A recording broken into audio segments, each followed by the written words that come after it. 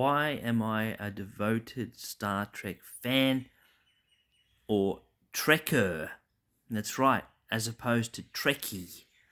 Apparently, the Oxford Dictionary says that the term Trekkie is not an acceptable term for a devoted Star Trek fan, and in preference, it should be Trekker, spelt Trekker.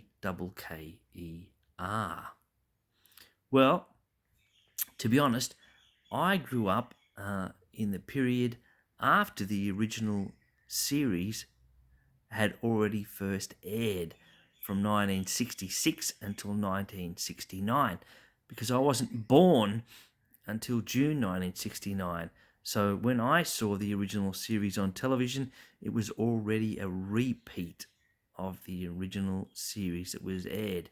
And I saw the original cast and crew, which included William Shatner as Captain Kirk, Leonard Nimoy as Spock, the science officer, DeForest Kelly as Bones, the ship's medical officer, Walter Koenig as the Russian-speaking officer, and James Doonan as Scotty, the engineering officer, and of course Nichelle Nichols as Lieutenant Uhura, and that's Nichelle as opposed to Michelle.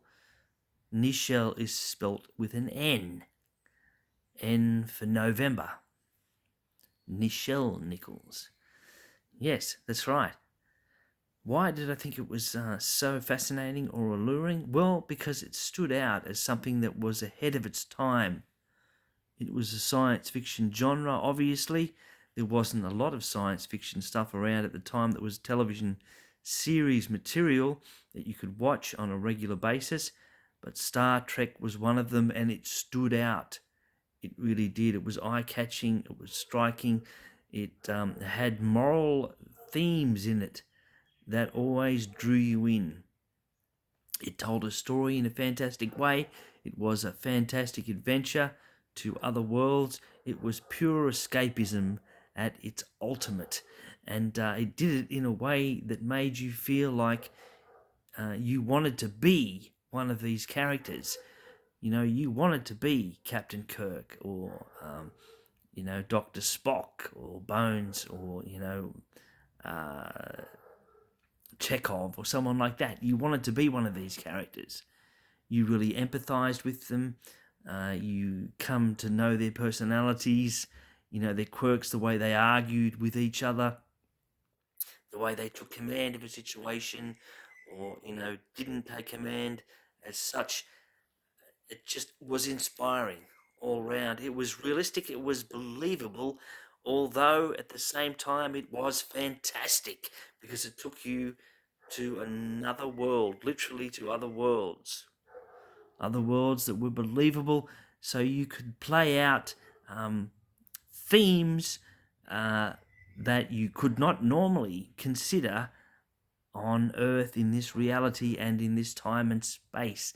So it gave you this opportunity to travel literally and metaphorically to other realms of existence, to imagine what the future would be like. And it still has the power to do that today. It's gone on, and there's been other series that have just gone from strength to strength. It's a great credit to the vision of its original visionary. So, more power and strength to you. Get in there and start watching Gene Roddenberry's fantastic adventures of Star Trek. And it goes on, the adventure goes on with Star Trek Strange New Worlds. I've just started getting into Star Trek Discovery because it's been airing free to air on my television station. So I love it. Live long and prosper, Trekkers.